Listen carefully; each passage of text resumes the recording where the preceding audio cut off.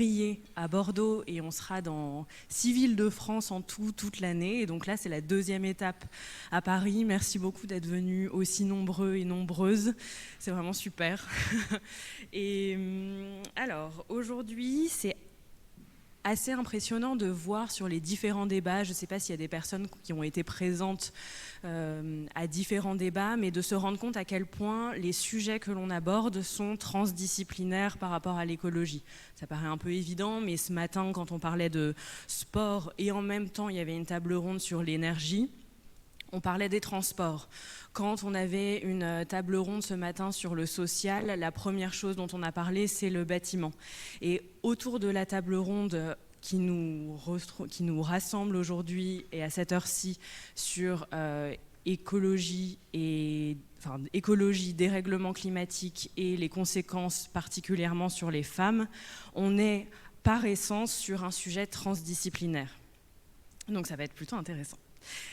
Pour présenter tous mes invités, j'aimerais bien, au lieu que ce soit juste des présentations de postes, que vous nous racontiez un petit peu comment est-ce que vous avez pris conscience justement de cette interdisciplinarité entre genre et dérèglement climatique. Je vais commencer avec vous, Louise Emerlé. Vous êtes journaliste, productrice chez Louis Média et vous avez produit une enquête qui a été diffusée il y a 1 an, qui s'appelle « Un jour la Terre s'ouvre ». Oui, vous avez travaillé 1 an sur cette enquête et exactement sur ce thème. Louis Média, pour resituer un peu, c'est un média qui est quand même assez engagé sur le féminisme et pour autant, je crois que ça a été une sacrée prise de conscience de relier écologie et genre. Il faut appuyer dessus, remonter. Non. Non. Ah, si, vous m'entendez ? Ok, parfait. Oui, tout à fait. Donc c'est vrai qu'on est très identifié sur les sujets qui ont attrait au féminisme. On n'avait pas fait beaucoup de sujets liés au dérèglement climatique. Et c'est vrai qu'en fait, toute notre enquête a démarré d'un étonnement et d'une surprise qui était le fait que, en moyenne, les femmes meurent davantage dans des événements climatiques extrêmes. Et on est parti de cet étonnement-là, de se dire on ne comprend pas comment est-ce que c'est possible, comment est-ce qu'une vague de chaleur, comment est-ce qu'une inondation pourrait être sexiste et choisir ses victimes, il y avait quelque chose qu'on ne comprenait pas là-dedans et c'est pour ça qu'on a commencé à engager cette réflexion. Et vous parlez en on parce que en tant que productrice, vous travaillez avec une journaliste, vous avez travaillé avec une journaliste sur cette... qui s'appelle Lucille Torregrossa et qui a écrit cette série.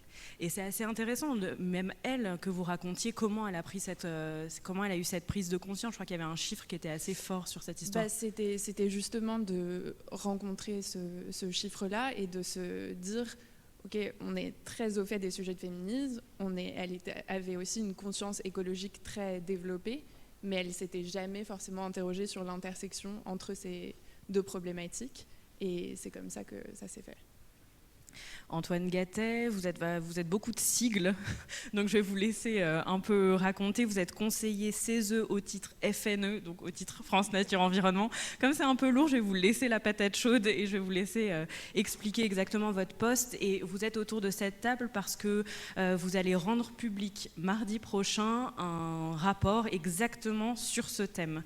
Donc est-ce que vous pouvez rapidement parler de ce rapport, on va le détailler au fur et à mesure, mais le cadre de ce rapport, et donc en particulier, en parallèle, comment est-ce que vous avez pris conscience de ce rapprochement ? Merci, bonjour à toutes et tous. Alors effectivement, je suis responsable de France Nature Environnement, qui est la fédération nationale des associations de protection de la nature et de l'environnement en France et en Outre-mer. On regroupe 9000 associations partout qui sont groupées en fédérations locales. Et à ce titre-là, on siège à un truc que tout le monde ne connaît pas, qui s'appelle le CESE, qui est le Conseil économique, social et environnemental, qui est en fait la 3e Assemblée de la République, qui regroupe l'ensemble des représentants de la société civile organisée. Donc au CESE, vous avez de ATD Carmonde au MEDEF, pour faire simple, en passant par les syndicats, les organisations agricoles, des choses comme ça. Et on essaye collectivement de prendre en charge des sujets, de les discuter pour faire des états des lieux partagés et de dresser des préconisations pour les politiques publiques. Donc le travail qu'on fait dans ce cadre-là, c'est pour le Parlement, pour le gouvernement, pour essayer de faire émerger des sujets et de leur proposer des axes de préconisation pour les traiter. Et on a travaillé effectivement 15 mois sur ce sujet-là, puisque je suis au CESE à la délégation aux droits des femmes. Alors, il y a une délégation aux droits des femmes et à l'égalité à l'Assemblée nationale, au Sénat et au CESE. Et on a travaillé ce sujet pendant 15 mois et on a effectivement, on présente un rapport qui va être validé en plénière mardi après-midi et qui sera disponible après gratuitement sur le site internet du CESE, qui sera publié et qu'on essaiera de porter après un peu partout auprès des ministères, du Parlement, tout ça. Et donc vous parlez aussi en on parce que vous avez travaillé notamment avec Aminata Niakhaté, c'est bien ça? Oui, on est deux co-rapporteurs de l'avis avec Aminata Niakhaté qui est avocate et qui est au CESE au titre des professions libérales, mais qui est aussi élu Europe Écologie de la ville de Paris et engagé sur ces sujets-là. Et c'est vous qui avez lancé la proposition de faire un rapport sur ce sujet entre les femmes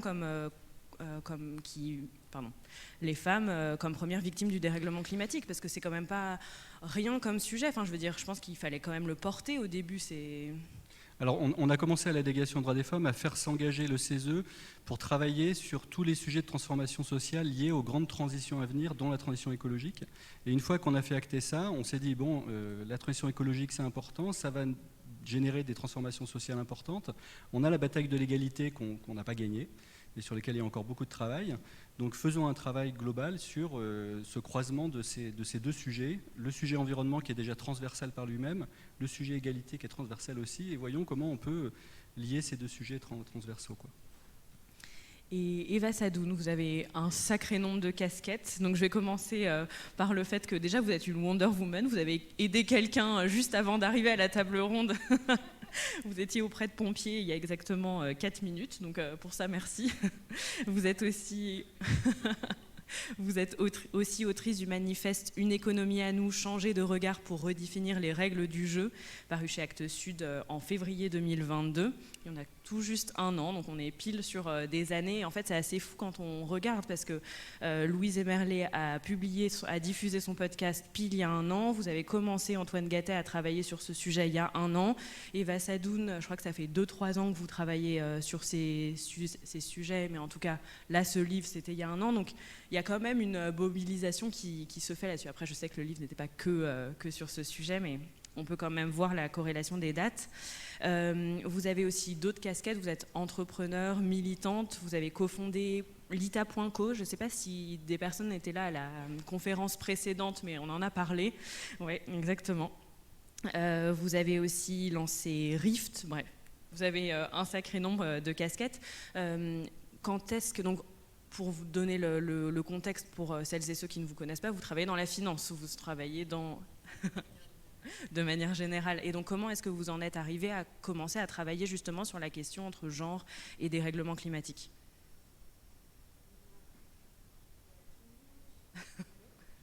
Allô? Allô? Ouais. Oula. J'espère que vous allez bien. Effectivement, alors c'est... Moi, mon parcours, je dirais pas que je travaille dans la finance, en fait. Je dirais que j'essaye de travailler à ce que l'économie puisse arrêter de mettre en place un contrat social qui n'est pas en faveur des personnes les plus vulnérables, des femmes, qui détruit la planète, etc. Et l'origine de mon engagement, il vient davantage de là que de la question financière. Et vous parliez de quand est-ce qu'on a pris conscience finalement de lien entre genre et transition écologique. Moi, ça remonte en 2012, quand je travaillais en Inde, justement, donc ça a plus que 3 ans. Donc en allant en Inde, j'ai déjà pris conscience, parce que je pense qu'un engagement, quand il est sincère, il est souvent tiré de l'intime. Et personnellement, c'est en Inde que j'ai découvert déjà que j'étais une femme. Donc c'est vrai que mon parcours... de ma vie, de mes 20 premières années, j'avais l'impression en fait de bénéficier des mêmes droits, d'avoir certes dans certains lieux comme des lieux religieux ou dans une certaine communauté ou même dans une certaine organisation politique, syndicats, lycéens, etc. J'avais l'impression effectivement que les femmes étaient plus silenciées. mais je ne me sentais pas oppressée et je ne sentais pas, par ma condition de femme, nécessairement une vulnérabilité plus forte que celle des hommes, et notamment, je n'avais pas conscience de cette vulnérabilité économique et climatique. Et c'est vrai que c'est en arrivant en Inde que déjà je prends conscience de mon propre genre, parce que mon rôle était un petit peu plus compliqué à faire accepter. Je travaillais dans un hôpital en fait, et j'avais pas accès aux salles de réunion avec les autres médecins. Enfin, je veux dire, c'était pas juste de la discrimination induite, c'était de la discrimination auquel j'étais exposée concrètement. Je me faisais traiter de tous les noms dans les rues. Enfin bref, c'était compliqué. C'est dans une ville particulière d'un qui s'appelle Varanasi. Je ne sais pas si vous avez l'occasion d'y aller, qui est une ville sublime d'un point de vue spirituel, mais un peu compliquée d'un point de vue des questions égalité femmes-hommes. Et de cette même manière, j'ai commencé à échanger avec des femmes, des familles, etc. Et j'ai pris conscience de la précarité, notamment économique, qui avait un impact très fort chez ces femmes-là et qu'elles présentaient comme étant un des premiers responsables de leurs conditions, notamment quand elles faisaient face à des inondations, parce que les inondations à Varanasi, c'est pendant 3 mois de l'année, quoi. On rentre avec l'eau jusque-là, etc. Donc c'est lié à d'autres phénomènes climatiques. On ne sait pas si on peut faire le lien avec les questions de réchauffement, on pourrait à certains égards, mais en tout cas j'avais conscience du fait que les phénomènes climatiques et physiques avaient un impact plus fort sur elles, parce que c'est elles qui devaient aller tout chercher dès qu'il y avait une inondation. Vu qu'elles étaient dans ce rôle de soins au sein de la maison, elles portaient aussi la charge d'aller protéger la maison, d'aller protéger les enfants quand il y avait effectivement un phénomène climatique. Ensuite, je pars de cet hôpital parce que c'était trop difficile d'y travailler, et je vais dans le sud de l'Inde, où là, je découvre la microfinance. Je ne sais pas si vous connaissez tout ce concept de la microfinance, et je découvre tout le travail de l'entrepreneur Mohamed Younous, qui est un entrepreneur bengalais, qui a travaillé sur mettre en place, rendre accessible la finance et le microcrédit à des femmes pour développer des zones rurales et faire face à des problèmes de précarisation. Et la raison pour laquelle il ne prêtait qu'à des femmes, c'est parce qu'il avait constaté que quand il prêtait de l'argent à un homme, ça finissait davantage pour son intérêt personnel et au pire des cas dans l'alcool. C'est ces mots, hein, c'est pas les miens. Et par contre, quand il prêtait à une femme, c'était rendu à la communauté. Et les femmes investissaient dans le développement économique local. Et c'est là que j'ai pris conscience de 2 choses, en fait, finalement, l'espace de 6 mois. C'était que, d'une part, les femmes étaient effectivement plus vulnérabilisées face aux phénomènes climatiques et physiques, et aussi que par leur savoir, par le fait qu'elles sont dans la sphère du soin, par le fait que c'est vraiment les personnes qui portent leur communauté, elles sont aussi porteuses de solutions résilientes, et on leur fait davantage confiance quand il s'agit de reconstruire notamment des économies locales. Voilà. On va détailler tout ça au fur et à mesure de notre échange. Je présente le dernier invité de cette table ronde, Nicolas Audemont. Vous êtes membre du projet Gender and Climate, donc genre et climat, à l'association Climate. Et alors, est-ce que vous avez eu cette prise de conscience, ou c'était un peu, vous l'aviez déjà compris, vous êtes un peu plus jeune, vous n'avez pas non plus 1000 ans de différence avec nous, mais vous êtes un peu plus jeune. Est-ce que, je sais pas, dans la manière dont on a parlé pour préparer un peu l'entretien, j'avais l'impression que c'était presque inné, cette notion de relation entre genre et climat.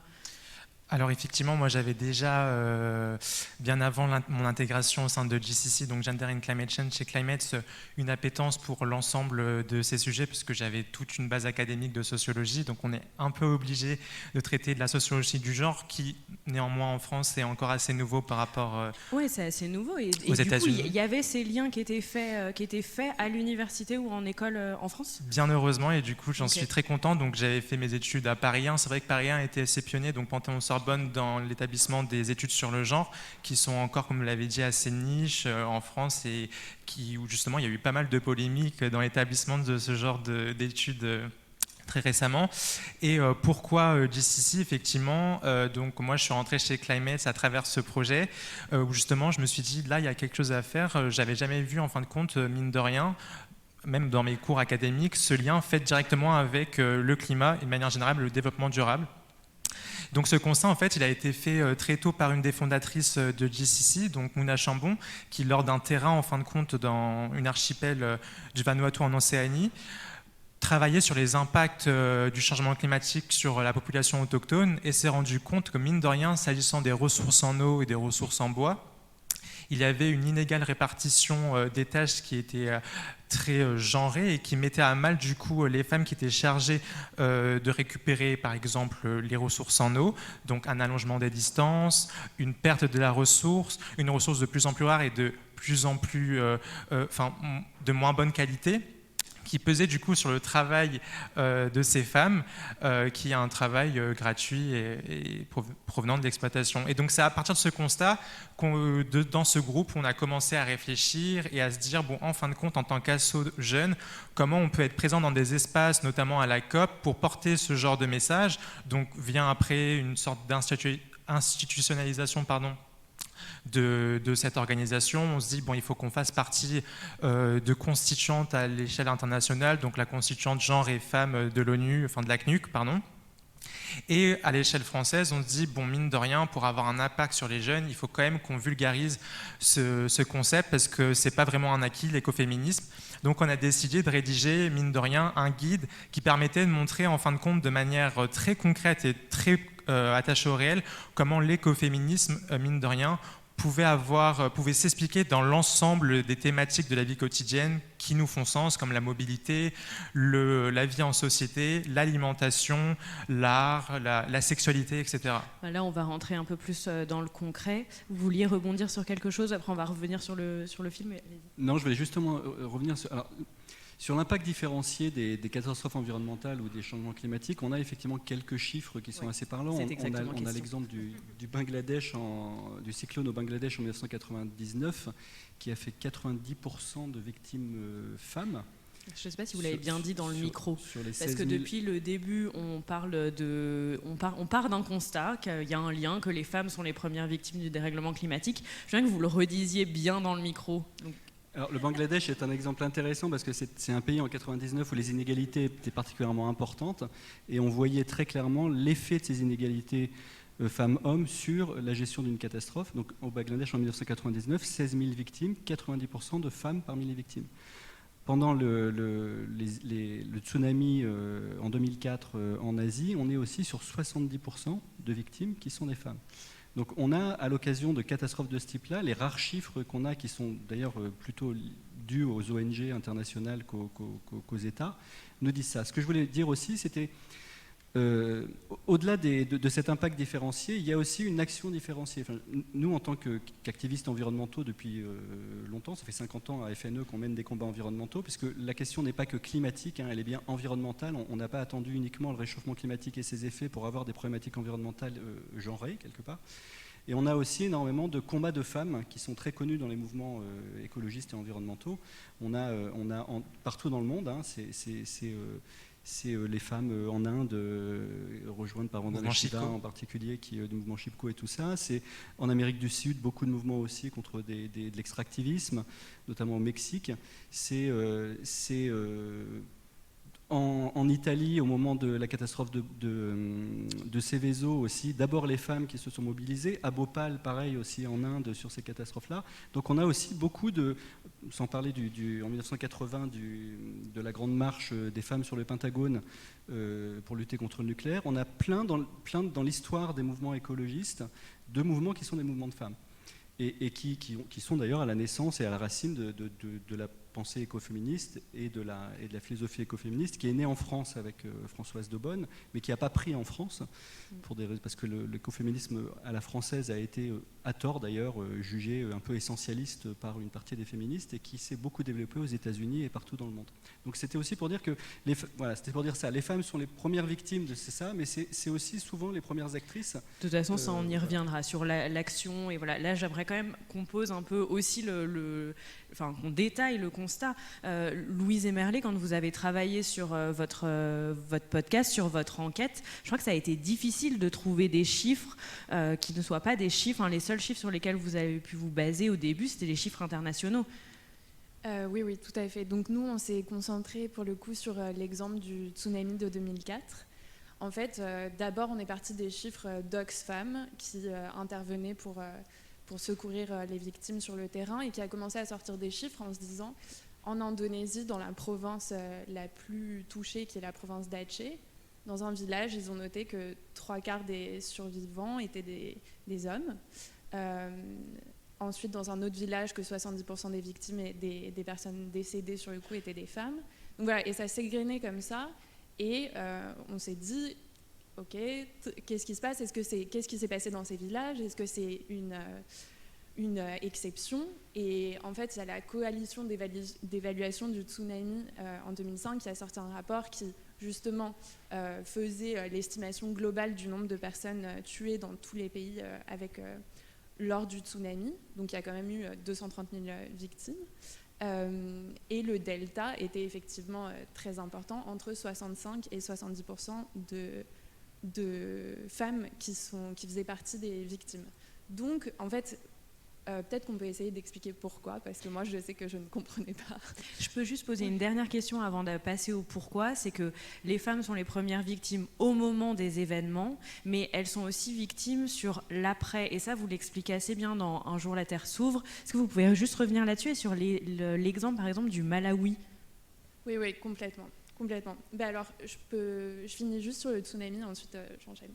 Mais du coup, donc, sur le tsunami, ce qu'on s'est rendu compte, et globalement, ce dont on se rend compte lors des catastrophes naturelles, c'est qu'il y a plusieurs choses qui rendent les femmes plus vulnérables. C'est les assignations sociales et leur statut socio-économique. Donc les assignations sociales, là en l'occurrence en Indonésie, dans cette province d'Aceh, c'était le tsunami a eu lieu un dimanche, c'était un jour de travail, donc les femmes étaient dans leur maison pendant que beaucoup d'hommes étaient en mer en train de pêcher, et ce qui les rendait moins vulnérables parce que c'est sur la côte que les dégâts étaient les plus importants. Ensuite, elles ne savaient moins bien nager ou grimper aux arbres que les hommes. Ensuite, elles se sont occupées des personnes vulnérables dans leur foyer, notamment des personnes âgées et des enfants. Donc, ce qui a aussi restreint leur course et leur fuite. Donc voilà, tout un tas de facteurs sociaux qui expliquent pourquoi finalement elles ont eu plus de mal à fuir. Donc ça, c'est effectivement quand une catastrophe s'abat, elle va toucher davantage les femmes. Et effectivement, après, c'est de se dire, ok, mais une fois que la mer s'est retirée, qu'est-ce qui se passe? Et en fait, effectivement, c'est de comprendre qu'un événement climatique extrême, quand il survient, il va aussi aggraver les inégalités liées au genre, et notamment les violences sexistes et sexuelles. Et donc ça a été notre deuxième surprise, c'était de se rendre compte que dans certaines parties du monde, après des événements climatiques extrêmes comme des inondations, des sécheresses très sévères, on notait une augmentation du nombre de mariages forcés et précoces de jeunes filles. Donc, seconde surprise de se dire, ok, qu'est-ce qui se passe à cet endroit-là? Et donc, c'est l'exemple du Malawi où, en 2015, il y a eu la plus grave inondation depuis 500 ans. Et en fait, on a noté, déjà le Malawi, c'est un des pays où il y a où les taux de mariage précoce sont les plus importants, mais il y a eu une telle augmentation après ces inondations-là, de mariage de jeunes filles, que le gouvernement a clairement établi le lien entre dérèglement climatique et mariage précoce, et a interdit, quelques mois après cette catastrophe, les mariages de mineurs. Et du coup, on raconte en fait les trajectoires de deux jeunes filles qui ont été mariées à 13 et 14 ans, et pourquoi, et ce qui s'est passé. Et donc évidemment, c'est que leur famille était dans une précarité et une détresse totale, et leur solution pour survivre était de marier leur fille. Et ce qui était dit aussi dans le podcast, c'est que le gouvernement du Malawi a mis en place une règle pour interdire certains mariages de mineurs sur une période après des événements aussi catastrophiques. Mais ça, c'est ce sont des chiffres à l'international, mais c'est aussi le cas en France, Eva Sadoun. Enfin, il y a peut-être des mariages forcés. Enfin, ce n'est pas le sujet. Mais en tout cas, sur les femmes comme victimes du dérèglement climatique, c'est aussi le cas en France. Absolument, et globalement dans les pays, parce qu'on a souvent l'impression que nous, quand il y aura des catastrophes climatiques, en fait, le rempart qu'on a en France, dans les pays occidentaux, à des niveaux de violence que sont les mariages forcés, acceptés, etc., tout en sachant qu'on a encore notre lot de violences sexuelles et sexistes aujourd'hui qui ne sont pas traitées, il faut quand même le rappeler. Mais notre seul rempart pour ne pas accéder à ce niveau-là, c'est un rempart économique. C'est juste parce qu'on est encore un pays riche. Le jour où les catastrophes climatiques et les migrations fortes auront enseveli, entre guillemets, notre rempart économique, on n'est pas du tout à l'abri que ce type de choses se passe. Notamment parce que une des raisons principales, enfin moi la cause, mais chacun a son prisme, que j'analyse à peu près à chaque fois qu'il y a un phénomène climatique, et la raison pour laquelle les femmes sont les premières victimes, c'est la cause économique et financière. Aujourd'hui, les femmes sont les 70% des personnes les plus vulnérables financièrement et économiquement au monde, donc elles sont dans une situation nécessairement, notamment en France, de précarité énergétique supplémentaire. On a pu l'analyser pendant les épisodes de feu de cet été. Les personnes qui étaient le plus touchées et qui en sont mortes à 60% ou 50%, il faudrait que je retrouve le chiffre exact, ce sont des femmes de plus de 60 ans. Parce qu'elles n'ont pas de capacité de déplacement, parce qu'elles sont isolées et parce qu'elles sont aussi dans une situation d'isolement et de précarité énergétique. Et le GIEC le dit de toute façon de manière très claire, notre capacité de nous adapter dépend aussi de nos ressources. Et le fait qu'on maintient des personnes en pauvreté nous rend incapables de nous adapter effectivement à la transition et aux phénomènes climatiques. Et on a pu l'analyser aussi en Louisiane d'une différente manière, quand il y a eu effectivement les tremblements, mais là c'est une autre raison qui a fait qu'effectivement les femmes ont été avec les hommes mis dans des refuges pour les personnes qui sont les plus précaires, et effectivement les femmes vivant en collectivité avec des hommes qui sont dans une situation, parce qu'ils ont perdu leur maison, etc., une situation de misère intellectuelle, et le premier outil pour pouvoir se défouler, je suis désolée, mais c'est ça en fait, c'est les femmes qui étaient disponibles dans le refuge. Donc c'est 300% d'augmentation, notamment en Louisiane, pendant les phénomènes climatiques, des violences sexuelles et sexistes vis-à-vis des femmes. Donc là, c'est quand même dans un état dans lequel on pense qu'on ne pourrait pas arriver, ce type de violence serait normalement remarqué, accompagné, mais le fait que le système soit aujourd'hui excluant des femmes, toujours dans les pays occidentaux, fait qu'on n'est pas à l'abri qu'en cas de catastrophe, il se passe exactement les mêmes choses. C'est pourquoi les femmes doivent être aujourd'hui au cœur des réponses aux crises, et il s'agit d'arrêter de les exclure systématiquement des réponses aux crises. Et moi, je fais ce parallèle notamment entre la manière, je trouve que la crise du Covid est un bon révélateur de la manière dont on gère toujours les crises quand même en Occident, et notamment en France. Je ne sais pas si vous êtes au courant, mais après le Covid, quand le plan de relance a été porté par le gouvernement, c'est uniquement 5% des fonds du plan de relance qui ont été alloués à des métiers dits féminins ou dirigés vers des femmes.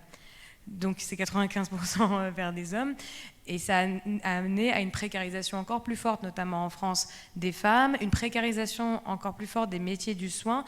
Tout ce qui, en fait, rappelle le travail du soin, rappelle les femmes, a été fortement précarisé pendant cette crise du Covid parce qu'elle n'a pas été vue comme une priorité pour le système politique actuel. Et ça, c'est un vrai problème, et c'est exactement ce qui se passera et ce qui va finir par se passer, et ce qui se passe aujourd'hui dans le cadre d'une crise climatique. Donc il faut avoir recours effectivement à un vrai nouveau système qui inclut les femmes si on veut ne pas constater tout ça. D'où le travail d'Antoine Gattet et Aminata Niakaté et toutes les personnes qui ont participé à ce rapport sur ces sujets. Est-ce que vous avez des choses à ajouter sur ces constats par rapport à la France? Parce que c'est sur quoi vous avez travaillé ces 15 derniers mois. Alors effectivement, c'est pas qu'un problème international, et c'est pas que pour la France un problème d'aide au développement et d'accompagnement du développement et d'objectifs de développement durable, de trucs comme ça. C'est un vrai problème aussi aujourd'hui en France. C'est-à-dire que moi, j'aime pas parler de crise environnementale parce qu'une crise, ça peut s'arrêter. Là, on n'est pas sur, ça va pas s'arrêter. Enfin, on a des impacts environnementaux importants qui commencent à avoir des effets sur le réchauffement climatique et qui nous amènent sur des choses importantes. Ces impacts environnementaux, ils sont aussi liés à ce qu'on appelle la justice environnementale, c'est-à-dire à des inégalités préexistantes. Et si on les gère pas correctement, ils peuvent renforcer ces inégalités existantes. On a montré, par exemple, dans le rapport que les métiers dits verts et verdissants, alors qu'est-ce que c'est que les métiers verts et verdissants? C'est les métiers à la fois environnementaux, déchets, énergie, protection de la nature, et les métiers verdissants, c'est les métiers plutôt extractivisme, industrie, les métiers polluants en gros, les métiers liés aux activités polluantes qui vont devoir se transformer. Les femmes dans ces métiers-là, les métiers de la transition écologique, on appelle ça, c'est 18%. C'est-à-dire que dans le secteur privé, on a 47% de femmes. Dans les métiers verts et verdissants, on a 18% de femmes. On a des secteurs comme les transports où on est à 10% de femmes. On a des secteurs comme les industries extractives dans lesquels on est même en dessous de 10% de femmes. Donc, pour le dire autrement et entre nous, on est sur des métiers d'hommes qui sont générateurs d'impacts environnementaux importants, là où les femmes sont assignées sur les métiers du care, effectivement, à 70%, aux soins et tout ça. Le problème qu'on a sur ces sujets-là, c'est qu'on manque cruellement de données aussi. On l'a beaucoup montré dans le rapport. Est-ce que c'est parce qu'en France, on n'aime pas mettre des quotas, on n'aime pas mettre des chiffres, on n'aime pas mettre les gens dans des cases, ou est-ce que ça n'a rien à voir? Je pense aux quotas, par exemple, sur les personnes racisées en entreprise. On n'aime pas faire ça. Est-ce que c'est lié à ça, ou c'est simplement qu'on n'a pas pris la mesure de ce que vous êtes en train de dire? Là, on n'en est pas à imaginer des quotas, on en est à pouvoir faire les constats. Et en fait, c'est sur les constats qu'on manque de données sexospécifiques. Quand on fait des analyses de consommation, par exemple, on est encore beaucoup au niveau de l'INSEE sur l'unité ménage. Et l'unité ménage, ça ne vous donne pas la finesse des inégalités potentiellement, en tout cas des modes de consommation différents entre les femmes et les hommes. Donc on a des problèmes importants de données sexospécifiques sur l'ensemble de ces politiques environnementales. Et ça se retrouve à la fois dans le rapport du GIEC.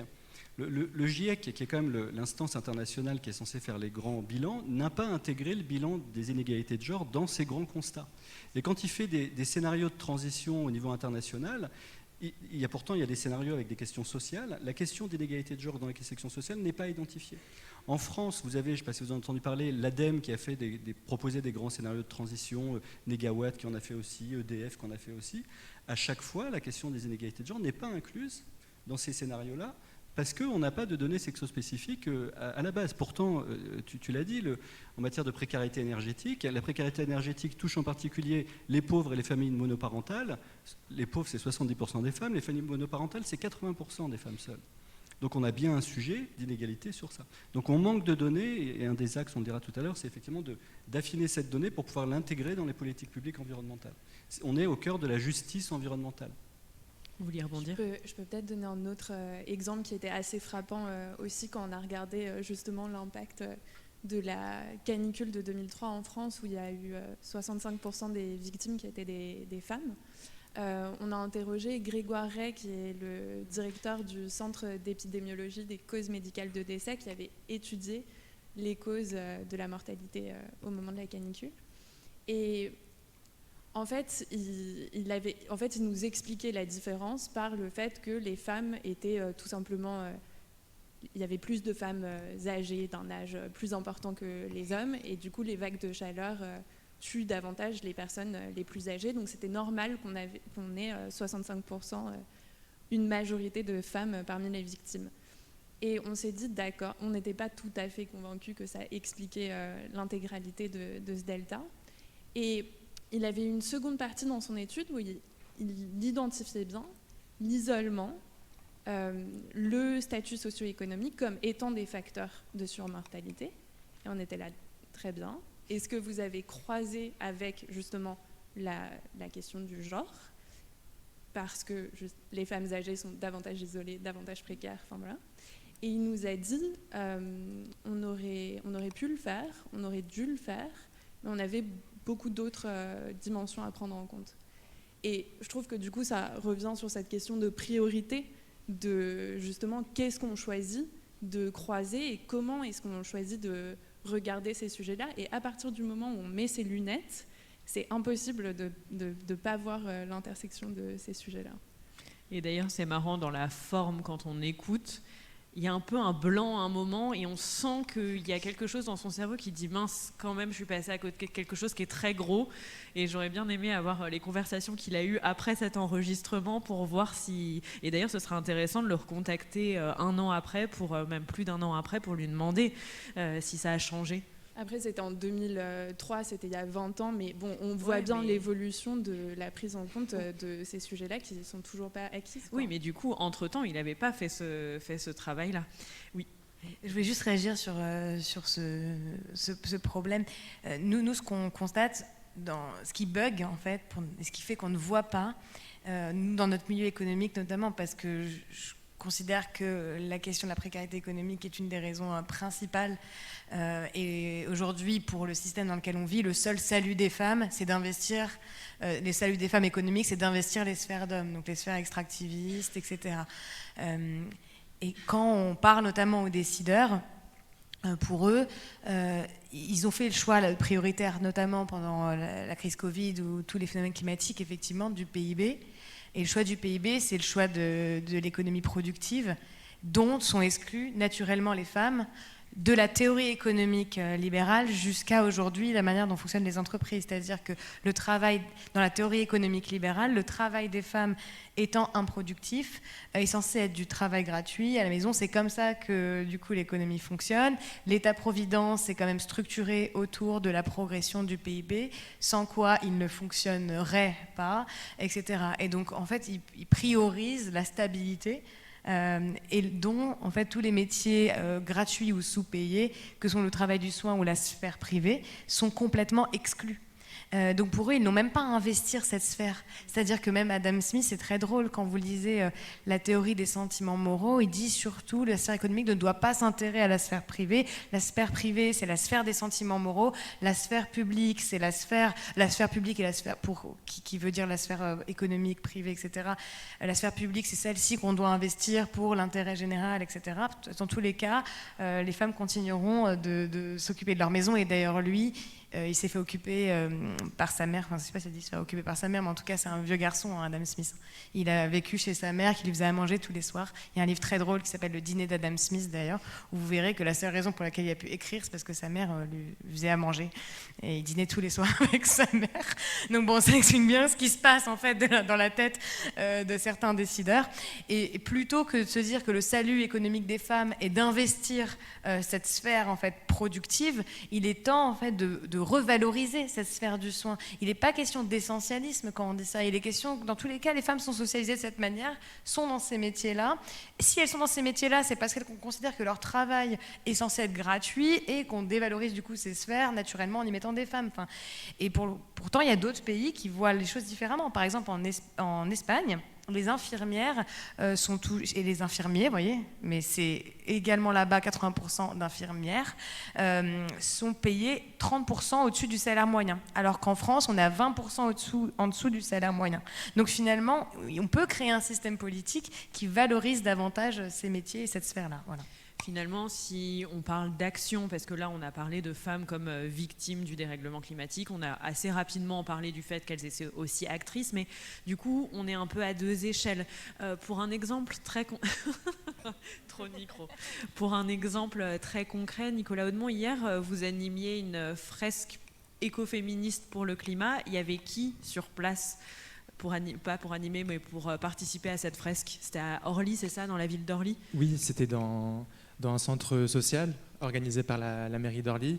Effectivement, un public justement qui ne nous ressemble pas forcément CSP+, un public composé majoritairement de femmes, mais aussi d'hommes, de différents univers sociaux, mais majoritairement quand même d'une classe assez ouvrière. Et justement, en fait, ce qui a été intéressant lors de cet atelier, c'est aussi qu'on ait pu associer le réel et des concepts qui sont affiliés à l'écoféminisme, comme, c'est assez connu peut-être dans cette salle, vu que vous êtes venu à cette table ronde, mais comme la charge mentale ou le patriarcat, des choses qui résonnent en eux, mais sur lesquelles ils n'avaient jamais posé, en fin de compte, un lien, ou en tout cas une réalité. Donc là, en fait, tout le travail, c'est aussi ce qu'on fait à JCC, c'est un peu de montrer l'ensemble des connexions qui existent entre les différents systèmes d'oppression qui sont liés quand on parle d'écoféminisme, donc le patriarcat, le colonialisme et le capitalisme, et qui, conjointement, en fin de compte, permettent d'expliquer cette vulnérabilité surreprésentée chez les femmes. Donc concrètement, effectivement, le but de ce genre d'atelier, c'est aussi de repartir d'exemples très concrets. Donc tout à l'heure, je parlais des mobilités, et c'est là-dessus qu'on avait quand même pas mal de réactions parfois.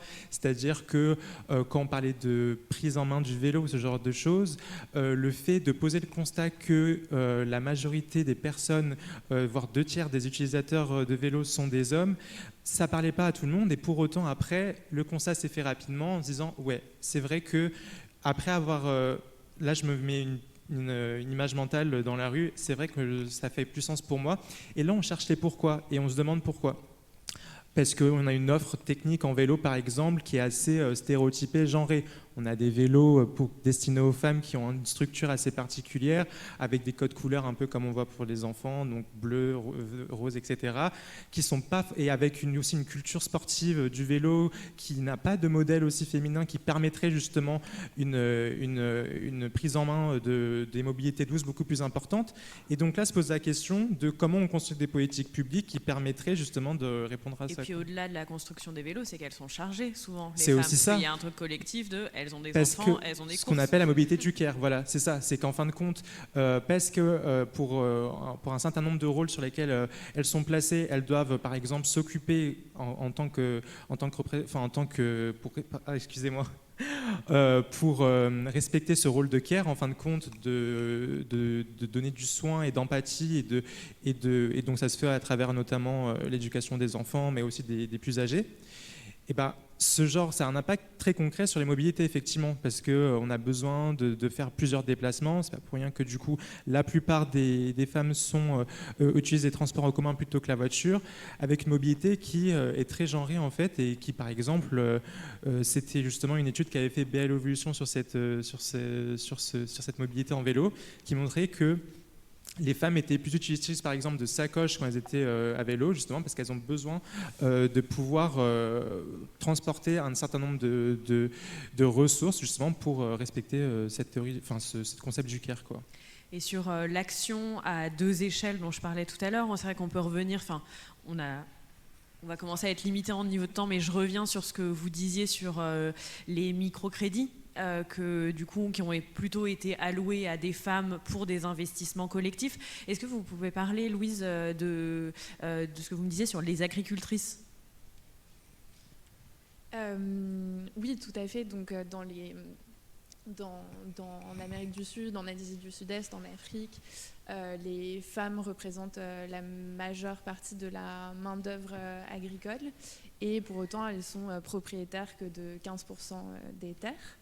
Et en fait, la FAO a estimé effectivement que si les femmes avaient les mêmes ressources que les hommes, le rendement agricole augmenterait mécaniquement, et on parle en millions de tonnes de nourriture produite en plus dans ces pays. Bon, sachant que du coup la faim est l'une des principales menaces posées par la crise climatique, on se rend bien compte que renforcer en fait les capacités économiques et financières des femmes, c'est aussi augmenter notre résilience commune, en tout cas pour ce qui concerne l'agriculture, face à la menace climatique. Et sur l'autre échelle, Antoine Gattet, je vais vous poser deux questions, ce que je fais rarement, parce que souvent on répond que à la deuxième et pas à la première. La première, c'est donc sur l'autre échelle, le fait que dans les décisionnaires, finalement, il y a moins de femmes, quasiment pas de femmes. Sur la COP, je crois que vous avez des chiffres que vous pourriez partager. Je vais déjà partir sur cette question. Alors effectivement, si on veut pouvoir traiter ces problèmes d'un point de vue organisation publique correctement, il faut que les femmes soient associées à la décision publique. Et on a remarqué, donc on sait que quand on a des grandes réunions internationales, vous avez 73% de chefs d'État et de gouvernement qui sont des hommes. Ce qu'on a calculé aussi au niveau des COP, c'est qu'aujourd'hui encore, on n'a que 38% des femmes qui font partie des délégations des pays. C'est le cas en France en particulier, quand on envoie une délégation sur une conférence des partis pour la Convention climat en particulier. Il y a eu un cas assez rigolo à l'occasion de la dernière COP, parce que comme on était en plein Covid, elle était à distance. Et pour la première fois, on avait 51% d'hommes, 49% de femmes, et on s'est dit, tiens, il est en train de se passer quelque chose. Et en fait, quand on a regardé le détail de comment s'est déroulée la COP, malgré le fait qu'on ait 49% de femmes, les hommes ont pris la parole 60% du temps, et ils ont parlé 75% du temps. C'est-à-dire qu'ils ont pris la parole plus souvent et ils ont parlé plus longtemps, donc on a retrouvé l'inégalité dans la prise de décision. Donc effectivement, on a identifié ça aussi, la question d'égalité dans les organes de décision, en particulier dans les organes de décision sur les financements de la transition écologique, dans lesquels là on a encore moins de femmes, et pour intégrer ça. Donc là on est sur des questions de parité. Mais plus globalement, c'est la question de l'éga-conditionnalité des financements publics. Alors, pour faire une transformation sociale qui soit à la hauteur des enjeux environnementaux qui nous attendent, il va falloir faire des investissements importants sur l'énergie, sur les modes de consommation. Enfin, il y a beaucoup d'investissements publics importants pour accompagner ce qu'on appelle la transition écologique, qui est vraiment une transformation. Si on l'a fait dans un pays qui est encore inégalitaire, on n'y arrivera pas. Enfin, la grosse conclusion, c'est quand même qu'une société inégalitaire ne peut pas résoudre ses problèmes environnementaux. Faut être très clair sur ça. Donc il faut réussir à faire la bataille de l'égalité en même temps que la bataille environnementale. Avec les conditionnalités, c'est ce qu'on demande dans le rapport, il y a beaucoup d'organisations comme Oxfam qui le demandent depuis longtemps. Par exemple, exiger qu'au moins 85% des financements, que ce soit par l'AFD au niveau international ou en France, sur les financements de la transition, soient conditionnés par le fait que les mesures qui vont être prises intègrent la question et produisent aussi, améliorent aussi les questions d'égalité. Donc par exemple, si on fait des investissements sur les... Tu as pris l'exemple des pistes cyclables ou des choses comme ça. Faire des pistes cyclables, on a des exemples à Genève où on l'a fait correctement en intégrant les conditionnalités et on a des pistes cyclables qui prennent en compte les itinéraires différenciés des femmes parce qu'elles accompagnent les enfants à l'école. Alors malheureusement, encore une fois, on aimerait bien que la bataille de l'égalité soit d'abord gagnée pour pas qu'on... Mais là, c'est le cas aujourd'hui, donc il faut bien l'intégrer pour que progressivement ces différences-là s'éteignent et que les hommes autant que les femmes puissent assurer ces charges-là. Donc là, sur les pistes cyclables par exemple, on a fait des efforts. Autre exemple, l'éclairage public.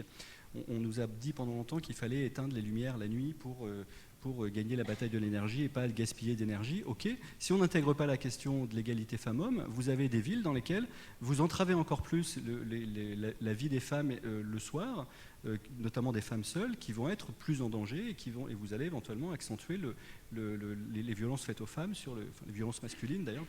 Est-ce que les chiffres ont été montrés sur ça? Parce que dans les dernières informations que j'avais lues, ce n'était pas forcément le cas et j'étais assez étonnée. Mais peut-être que... Alors, ce qui est montré sur le volet transport, c'est qu'une ville qui le fait correctement comme Genève a des résultats et est capable de les chiffrer. La ville de Paris a commencé à l'intégrer aussi. Des villes qui ne le font pas, on peut aussi analyser assez vite le fait qu'on se retrouve, comme tu le disais, avec des pistes cyclables qui sont empruntées à 80% par des hommes qui vont à fond les gamelles sur les pistes. D'accord.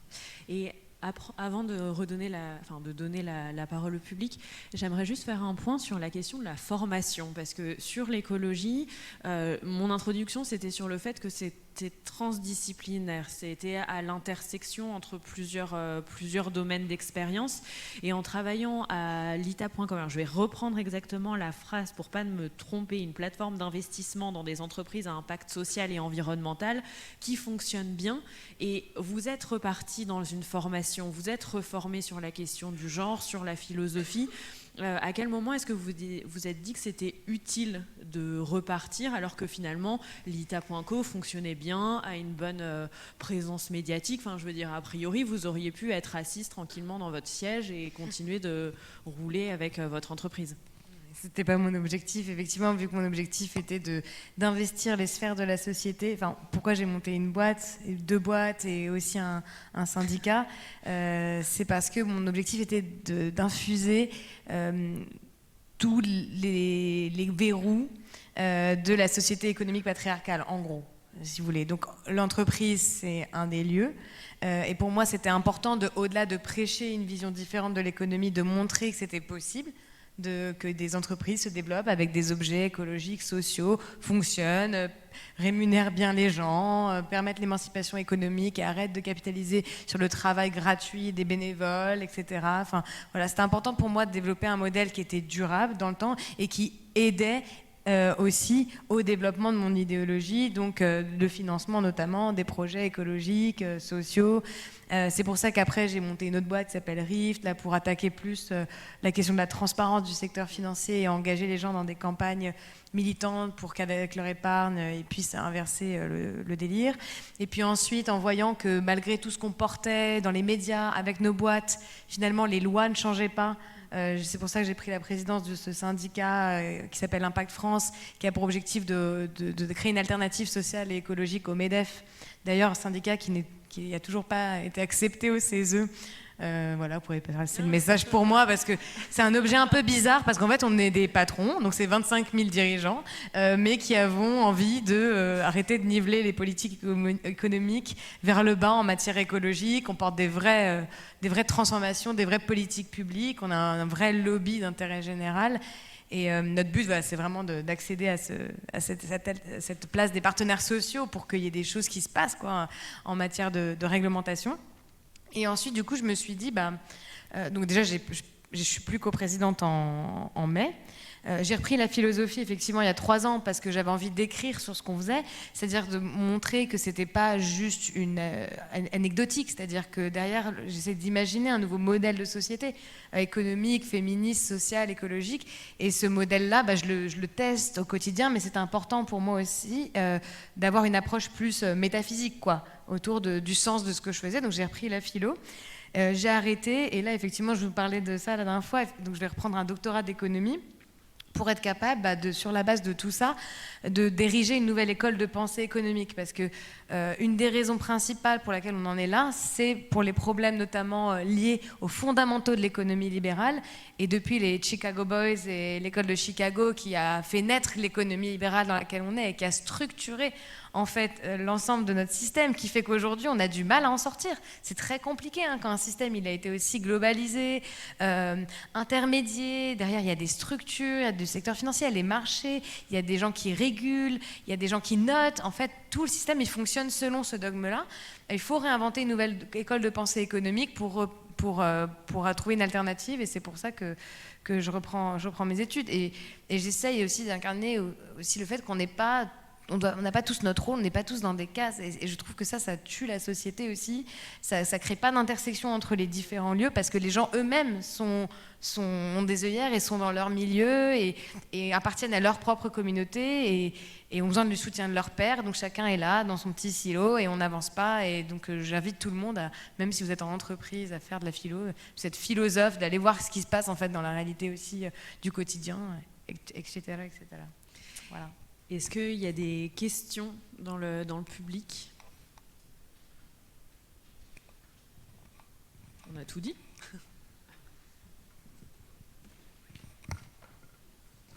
Bonjour à tous, et je salue un panel paritaire, donc c'est chouette. C'est une question de néophyte, mais on voit que les enjeux environnementaux quand même commencent à être évoqués dans le secteur privé. Alors évidemment, on est sur des réglementations qui sont minimes, mais qui arrivent, et on voit en parallèle des nouvelles réglementations aussi pour exiger des femmes qu'elles soient plus présentes dans les COMEX, au sein des conseils d'administration. Est-ce que vous pensez que c'est pas une solution que ça va pas faire un effet booster, parce que vu que vous croisez les deux données, peut-être que c'est quelque chose de positif pour l'avenir, ou est-ce que vous pensez que c'est une goutte d'eau? Enfin voilà, je voulais avoir votre sentiment là-dessus.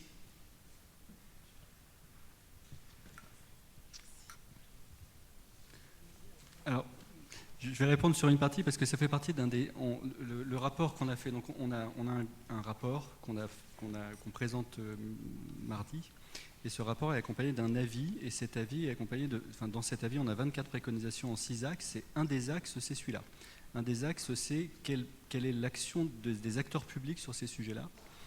Et effectivement, on a identifié le fait que dans la RSE, par exemple, des entreprises, la responsabilité sociétale et environnementale des entreprises, on travaille encore en silo les sujets, la question environnementale dans des comités environnementaux et la question égalité dans les comités égalité, alors qu'il y a justement, ça serait l'endroit où il faudrait peut-être le faire un peu plus, au-delà des questions de parité dans les organes de représentation.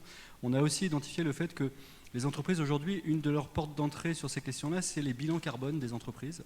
On a auditionné Carbone 4 qui fait ses bilans carbone, et Carbone 4 nous a dit « Ah bah oui, c'est vrai, on n'a jamais pensé à ça. On n'a pas dans nos questions et dans nos critères des questions d'égalité, des questions de consommation différenciée, des choses comme ça. » Donc on a travaillé avec eux pour voir éventuellement si on pouvait faire évoluer l'instrument au bilan carbone pour intégrer ces sujets-là. Et l'autre piste sur laquelle on a travaillé, c'est la question de la... comment ça s'appelle les entreprises, les grandes multinationales, aujourd'hui, ont l'obligation de faire leur bilan... Non, c'est leur bilan... Ah mince, comment ça s'appelle? Non, c'est pas la RSE, c'est plus que ça. Je vais vous le dire tout de suite, si j'ai pas mes lunettes. Le devoir de vigilance. Le devoir de vigilance des entreprises au niveau international, elles ont l'obligation, sur l'ensemble de leur parcours de production, de se poser la question des impacts environnementaux que ça a eu. Donc, par exemple, sur le bois, quelqu'un Ikea qui fabrique des meubles en Europe est censé savoir d'où viennent ces bois. Et on a dit, intégrons aussi, beaucoup plus que ça, les questions d'égalité, dans ce devoir de vigilance, c'est-à-dire ces bois, ils ont été faits effectivement à l'autre bout du monde, mais dans quelles conditions de travail des femmes, l'égalité, des choses comme ça. Donc on a investi un certain nombre de préconisations avec les acteurs économiques, à leur destination en particulier, et c'est effectivement un des leviers importants. Oui, j'ai regardé pas mal d'études justement sur ça. Il y a beaucoup Esther Duflo aussi et son mari qui ont fait des analyses sur quand on met des femmes justement en charge des politiques publiques, est-ce que ça change? Et il y a d'autres économistes qui ont fait pas mal d'études justement sur les COMEX et sur la sphère privée. Et les conclusions de ces études, c'est que de mettre une femme dans un univers patriarcal, ça change rien. De toute façon, parce que pour arriver à là, la sociologie, elle est évacuée. On n'est même plus d'une femme d'un point de vue sociologique pour arriver à la tête d'une très grande banque. Je ne vais pas citer la personne, mais ça crée pas des effets nécessairement positifs pour l'organisation. Et d'ailleurs, c'est souvent des porte-drapeaux. Il y a beaucoup de pression sur ces femmes-là pour pouvoir. Il y a un phénomène qui s'appelle la falaise de glace qui est assez intéressant, que dans des banques, dans des secteurs notamment en crise ou dans des sphères politiques en crise, on met souvent une femme à un moment de crise parce qu'il y a ce problème, il y a cette assimilation à la réparation, au fait que voilà, c'est notre mère qui va finalement nous aider quand on est dans la merde, quoi. Et souvent, quand vu que c'est toujours très difficile de passer une situation de crise, elles sont souvent éjectées. On l'a pu le voir avec la patronne d'Engie à une époque ou dans d'autres contextes. Par contre, ces études, elles montrent que quand l'organisation finalement se féminise, donc quand les COMEX sont paritaires, quand les conseils d'administration deviennent paritaires, etc., là, on analyse un vrai impact. Voilà. Donc c'est pas une goutte d'eau. Il faut continuer à se battre pour que ces milieux se féminisent et que surtout la socialisation féminine soit acceptée dans l'entreprise. Et on montre que ça fait évoluer vraiment même la manière dont les entreprises évaluent leurs performances, etc. Donc c'est pas neutre du tout.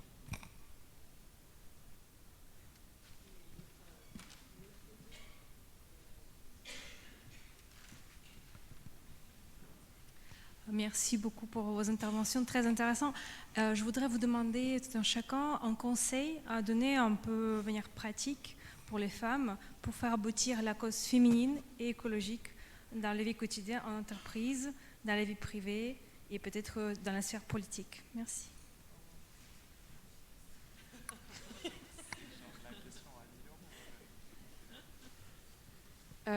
Moi, ça va être un conseil très global, mais on sait que, il y a une étude qui date de 2005 qui dit très bien que quand dans la représentation nationale, il y a plus de femmes, que ces pays-là ont davantage tendance à passer des lois pour la protection de l'environnement. Donc c'est très bête, méchant et mathématique, mais oui, il faut encourager les femmes à s'investir en politique. Il faut les former. Dans le podcast, on interviewe une femme qui s'est investie auprès d'Europe Écologie Les Verts et qui a suivi une formation auprès d'un programme qui s'appelle Investi, justement pour former les femmes à la prise de pouvoir en politique. Donc tout ça, c'est super important, à la fois de s'engager et ensuite derrière, nous, de voter pour des femmes qui portent des politiques à la fois écologistes et féministes. Oui, et moi, pas vraiment de conseils, mais plutôt aussi de se dire, en fait, c'est aussi à l'ensemble des acteurs qui œuvrent pour la transition écologique de se responsabiliser pour, en fait, transformer le discours sur l'inclusivité et sur la grille, avec une grille genrée qu'on met, en fait, pour avoir des lunettes, pour avoir tout ça, pour le mettre vraiment en action avec des indicateurs de suivi, vraiment faire un effet transformationnel des associations, mais aussi des mouvements politiques. Parce que, mine de rien, voilà, c'est un peu aussi l'état de fait, c'est que le mouvement écolo n'est pas exemple des biais genrés. Et que c'est aussi, en fait, dans ces milieux, de manière assez prioritaire également, je pense, qu'il faut construire des expérimentations sociales, voir, comme vous avez parlé de quotas, mais moi, je pense que c'est aussi une bonne idée. Moi, je le vois au sein de nos associations jeunes, c'est encore des choses qui ne sont pas vraiment mises en place. peut-être parce qu'on est assez frileux, qu'on ne sait pas vraiment comment mettre ça en place. Et je pense que justement, il faudrait oser l'accompagnement, oser aussi l'expérimentation sociale pour permettre enfin de donner de l'espace, de permettre justement la montée en compétences pour donner de la légitimité. Et donc, ça nécessite une responsabilisation de ces espaces qui n'est encore pas ultra présente aujourd'hui. Moi, je dirais d'éduquer mieux les hommes. Parce que je ne sais pas si vous avez lu ces analyses, mais il y a beaucoup d'études sociologiques qui montrent que c'est entre 4 et 7 ans que les petits garçons sont poussés à réfuter toutes les qualités d'empathie, etc., qu'on leur apprend naturellement assez tôt. Et c'est pendant cette période-là aussi qu'on pousse les femmes à commencer à se censurer et à s'occuper du foyer. D'ailleurs, j'ai vu récemment, parce que j'étais malade, je voulais regarder un dessin animé, je me suis mis Peter Pan. Je ne sais pas si vous vous souvenez de Peter Pan. Mais c'est une catastrophe. C'est une catastrophe. J'avais pas conscientisé ça quand j'étais jeune, mais c'est fou, quoi. La petite Wendy, elle a 8 ans quand même. Elle s'occupe de ses frères, elle fait à manger, elle fait le ménage. C'est comme de la false. Et en plus, elle est dans une bataille concurrente féminine avec la fée Clochette pour le regard des hommes et de Peter Pan. Enfin bref, c'est une catastrophe. Et il faut arrêter de montrer ça aux petits-enfants. Nous, maintenant, on peut le regarder pour se détendre et tout, parce qu'on est plus ou moins déconstruits. Mais il ne faut pas montrer ça aux enfants, en fait. Et je pense qu'il faut faire un peu attention, parce que c'est en éduquant mieux les hommes aussi qu'on arrivera à construire une meilleure société. Et mon deuxième conseil, c'est l'émancipation économique et financière des femmes. C'est très important. Ne travaillez pas gratuitement. Ne montrez pas aux autres femmes que vous travaillez gratuitement. Et je trouve ça extrêmement important. Voilà, c'est un conseil assez simple, mais voilà. Alors moi je dirais que c'est d'abord une question politique, et c'est d'abord un sujet politique, donc c'est d'abord de la responsabilité collective, et après sur le volet plus individuel, c'est comme les questions environnementales, hein. Vous pouvez faire tout ce que vous voulez en termes d'éducation à se laver les dents sous la douche ou je sais pas quoi, ça ne résoudra pas le problème, le problème environnemental qui est systémique. Donc on est sur des questions systémiques, il faut trouver des armes et des réponses systémiques. Ceci étant dit, je partage ce qui vient d'être dit, c'est-à-dire qu'un des secrets aussi pour nous, c'est la lutte contre les stéréotypes de sexe de façon globale. Sortons des stéréotypes, sortons de la stéréotypie et de l'assignation sociale des sexes et des genres, en disant une femme c'est naturellement plus douce et ça s'occupe du care, un homme ça doit faire de la moto. Enfin, on a montré les conséquences que ça avait, en particulier sur l'aménagement public et l'aménagement de l'espace public. Il y a Yves Rebaud qui a écrit beaucoup sur ce sujet, qui a fait beaucoup à Bordeaux en particulier. Quand aujourd'hui on construit des grands stades qui sont à 95% pour les hommes, tous les grands équipements, les cours de récréation, les choses comme ça, donc il y a beaucoup de choses dans la vie de tous les jours qui continuent à alimenter ces stéréotypes et ces assignations sociales. Donc effectivement par l'éducation en particulier au plus tôt, et en particulier, et pourquoi pas, c'est ce qu'on essaye de soulever aussi nous, au travers de l'éducation à l'environnement, déconstruisons ces stéréotypes-là. Et ça passe aussi par le langage, et ça passe aussi par la communication. Beaucoup. Enfin, moi, je crois qu'il y a un bouquin assez intéressant qui est sorti sur ça, sur la psychologie du langage, qui montre que plus on parlera en langue un peu plus inclusive, et plus on fera apparaître aussi cette moitié de la population qui a tendance à être beaucoup invisibilisée dans ces sphères-là.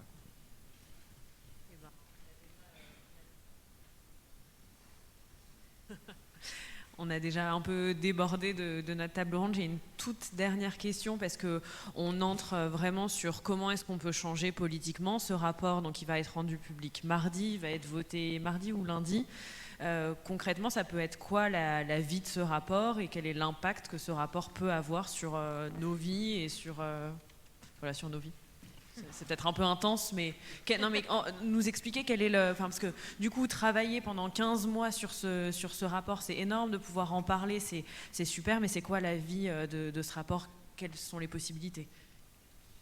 Alors, je vous invite à le lire quand il sortira. On a voulu être opérationnel, c'est-à-dire les rapports qui disent Yaka Faucon, on en a beaucoup, c'est dans toutes les... Je ne sais pas si vous le savez, mais dans la Convention sur le changement climatique, il y a un plan genre depuis 2014. Sur la Convention sur la biodiversité, il y a un plan genre depuis 2017. À la COP de Paris, il y avait des plans genre pour pouvoir intégrer la question, dans lesquels tous les États du monde se sont engagés à dire oui, il faut intégrer la question de l'égalité, il faut, ok. Nous, ce qu'on a voulu faire, c'est dire ok, il faut, donc c'est un sujet. Maintenant, concrètement, comment on fait? Donc on a 24 préconisations dans 6 axes, on aurait pu faire beaucoup plus, mais on était limité à 20, on a déjà débordé sur 24. Notre objectif après, c'est de pouvoir dire ces préconisations-là et ce constat-là, c'est le constat de la société civile organisée aujourd'hui. Alors, qui n'est pas représentatif de tout le monde, je suis désolé, enfin, c'est même pas à moi d'être désolé, mais il manque du monde dans le CESE. Effectivement, il y a des organisations qui sont trop nombreuses, il y en a qui manquent, et on est d'accord là-dessus. Et on y travaille pour essayer de faire en sorte qu'elles soient plus inclusives. Mais il y a les organisations et les mouvements de jeunesse, par exemple, qui sont au CESE aussi. Donc c'est pouvoir que chacune de ces organisations sociales s'approprie le rapport et le porte chacun, mais c'est aussi, nous, on va aller le porter au ministère de l'égalité, au ministère de l'écologie, de la transition écologique, au Parlement, et pas que dans les délégations. Et on a essayé de faire en sorte que pour chaque préconisation, on vise les acteurs concernés. Donc à chaque fois qu'on aura un acteur visé par une préconisation, on va essayer d'aller lui présenter les préconisations qu'on a fait pour lui. Ça peut être l'Agence française de développement, ça peut être les entreprises, ça peut être les syndicats, les choses comme ça. Oui. Merci beaucoup. Je tiens, avant que vous partiez, à dire qu'il y a une petite librairie à côté, donc n'hésitez pas à y passer si vous le souhaitez, qui est une association à but non lucratif. Merci beaucoup à tous nos invités, Antoine Gattel, Louise Emerlet, Nicolas Audemont. Ah oui, et Eva Sadoun, oui, un petit conseil, petit conseil culturel avant de partir. Antoine Gattel voulait le dire. Mais non, mais c'est parce que tu nous avais dit éventuellement si on avait un conseil de lecture. Ah oui, c'est vrai. Voilà. Moi, j'ai des super conseils de lecture sur ces sujets-là. Alors, on a fait un exercice super pendant les travaux, c'est qu'on a arpenté l'ouvrage d'Émilie H, qui est un recueil de textes écoféministes que je vous conseille, qui sont un recueil de textes un peu historiques sur l'écoféminisme. Alors, arpenter un ouvrage, c'est un exercice super. On a déchiré le livre, on se l'est partagé, on a lu chacun des parties. Après, on a restitué chacune des parties avec un regard sensible un peu sur la partie. On a reconstitué le livre ensemble et on a maintenant un bel ouvrage à noter. C'est un très très bel exercice, l'arpentage collectif de livres, je vous le conseille. 2 autres conseils de lecture en philosophie un peu sur ces questions-là. Jeanne Burgard-Goutal, qui a écrit Comment être écoféministe, je ne sais plus quel est le sous-titre, qui est très bien fait parce que c'est théorie et pratique. Je te laisserai le présenter si tu veux. J'en ai un deuxième. Et pour aller un peu plus loin, alors il y a une BD qui est super, qui s'appelle Il est où le patron, qui est une BD qui a été faite par des agricultrices de la CIVAM et qui est absolument géniale parce que c'est vraiment le récit de parcours d'agricultrices, plutôt agriculture biologique, par rapport à l'appréhension de ces stéréotypes et de la façon dont elles vivent leur activité. Et surtout, Geneviève Pruvot, Quotidien politique, ça s'appelle, c'est un bouquin de 2021 qui est très très bien aussi, et on est vraiment là sur des théories écoféministes contemporaines. C'est quelqu'un qu'on a auditionné aussi, et donc ça c'est un très bon conseil de lecture aussi, Geneviève Pruvot. Et Geneviève Pruvot vient de publier un autre livre exactement sur ce sujet et sur Françoise Daubonne qui a lancé qui parle plus en France de l'écoféminisme. Moi, c'est un petit ouvrage qui est très accessible, qui s'appelle Après la pluie, qui a été fait par le collectif Les Engreneuses. C'est une sélection de 60 petits textes sur l'écoféminisme, sur des sujets très variés, donc ça permet de toucher une palette de sujets. Et les dessins sont très beaux, la lecture est ponctuée de poèmes, etc. Donc c'est une lecture très agréable. J'ai écrit dedans, mais il y a longtemps. Je ne pense plus exactement ce que je pensais à l'époque pour ceux qui vont le lire. Allez-y, continuez sur votre proposition. Ouais. Alors moi j'ai 2 propositions pour sortir aussi des autrices écoféministes françaises. Vandana Shiva, qui est quand même notre mother à tous et à toutes. Désolée, c'était ça ton bouquin ? Non. Ah ok, ça va, parce que le pauvre depuis tout à l'heure il se fait bouffer toutes ses rêves. Donc voilà, je vous les conseille tous en fait, parce que tout le travail qu'elle a fait je ne sais pas si vous connaissez son travail, mais bon, c'est une militante, entrepreneuse, scientifique, incroyable, qui protège notamment plutôt les agriculteurs et qui fait un travail de protection de lobbying pour protéger effectivement les agriculteurs indiens, et qui fait tout un travail aussi spirituel très fort sur l'écoféminisme, et qui a un prisme triple de la lutte, de l'entrepreneuriat, de la spiritualité dans son écoféminisme, et elle réunit tout donc voilà, c'est genre the goal. Et le deuxième, c'est un homme qui s'appelle Achille Mbembe, qui est un philosophe sud-africain, qui allait en tout cas étudier en Afrique du Sud, qui a écrit là-bas, et qui lui parle du devenir nègre du monde, et c'est très intéressant, et il s'est inspiré aussi un peu d'écoféminisme, mais c'est pas sa seule référence, et qui montre à quel point en fait ça se retourne, et tout son travail, et notamment le livre Brutalisme, je vous le conseille fortement. Qui notamment questionne tout le modèle économiste libéral et qui s'inspire de l'écoféminisme, mais aussi de l'anticapitalisme et de beaucoup enfin, il fait la fusion, je trouve, de pas mal de philosophies. Il a lui-même la sienne qui est assez forte, donc je le conseille. Voilà. Et dernière recommandation rapidement. Dernière recommandation rapidement. J'avais plus d'un livre dans mon sac, donc ça va. Principalement, en fait, un petit peu d'autopro, mais notre petit guide de l'écoféminisme, qui est une super porte d'entrée, mine de rien, sur un certain nombre de thématiques et qui se lit super facilement, qui a été rédigé par des jeunes super cool. Donc, je vous invite, et c'est gratuit en plus de ça. Donc, sur notre page Instagram, n'hésitez pas à aller le consulter d'ici. Yes. Association qui s'appelle Climate. Climate, c'est... Dernière chose, donc pour le rapport, si ça vous intéresse, donc il sera rendu public mardi et il y aura la rediffusion du rendu lundi à 14h, mardi à 14h, en direct lundi ou mardi à 14h, si ça vous intéresse et que vous êtes disponible. Merci beaucoup pour votre écoute, on a explosé le temps et bonne soirée.